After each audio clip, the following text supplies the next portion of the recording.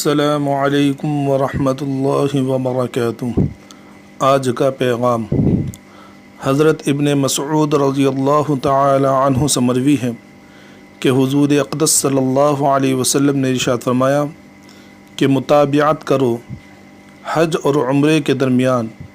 کہ دونوں مفلسی اور گناہوں کو ایسا دور کرتے ہیں جیسا آگ کی بھٹی لوہے اور سونے چاندی کے میل کو دور کرتی ہے۔ فائدہ: متابعت کرنے کا مطلب بعض علماء نے لکھا ہے کہ قران کرو،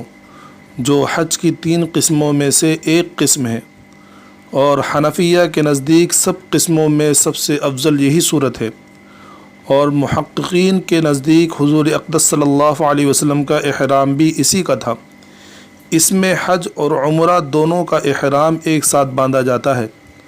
اور متابعت کرنے کا مطلب یہ بھی ہو سکتا ہے کہ اگر پہلے حج کر لیا ہے تو بعد میں عمرہ کرے، اور پہلے عمرہ کیا ہے تو بعد میں حج کرے، کہ یہ بھی متابعت ہے۔ اللہ سبحانہ و تعالی ہمیں عمل کرنے کی توفیق عطا فرمائے، آمین۔